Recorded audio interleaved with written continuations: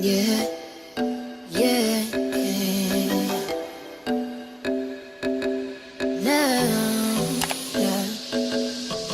Hey guys, welcome back to my channel. Today I'm going to be showing you how you can trim your natural hair right in the comfort of your own home.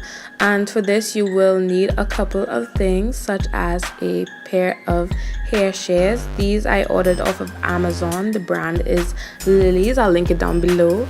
You're also going to need a Denman brush for detangling and a small tooth comb. Be sure to use the wider end of the comb because the smaller side could end up breaking up your hair if you try to detangle with it. So I'm starting off with my hair in twists because I had braids installed and I took them out and twisted them, so my hair is a bit stretched. And I'm just beginning to finger detangle them and separate them, so it makes it a lot easier to detangle with the Denman brush. And it's best to work in small sections as you're preparing your hair to trim, because if you work in a larger section you can end up making mistakes that are very hard to cover up. Now I'm going in with the small tooth comb, really trying to work at the ends, and as you can see as I'm combing through the hair, when you reach down to the end it's very difficult to comb through, and you can see that it starts to resist more towards the end.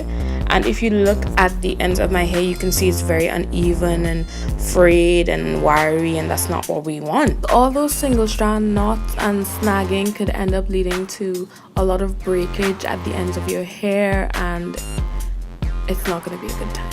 So what you're going to do is make sure that you comb your hair through thoroughly until you get to the ends that are snagging, and then you're going to put your piece of hair between your two fingers because you can have a better grip at it that way, and then you're going to just chop off the dead ends, the ends that have a lot of single strand knots and they're dry and frayed. And I'm only snipping off the bare minimum, so now you can see that the comb easily glides through the hair.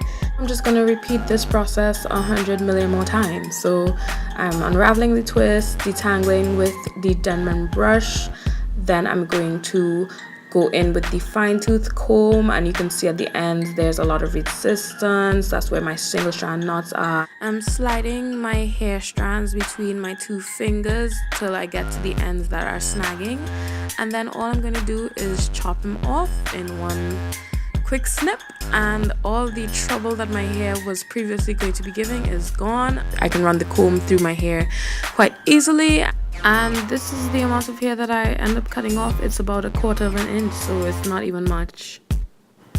Now I've reached almost the end of my hair. It took me almost an hour to get to this point, and I'm just detangling this right side of my hair and going through with the small tooth comb so I can trim. And I'm really doing this to show you the difference between the two sides, the trim side and the untrimmed side. And as you can see here, it's very uneven on the left side where I didn't trim, and it would have been causing my hair to snag a lot. So it's very important to trim your hair as often as needed, because if you don't, you can actually do a lot more damage to your hair and you can end up breaking off a lot of hair like that. This is the hair that I trimmed off. It's very, very minimal, and now my hair is even across the board. I have a nice little fro going on.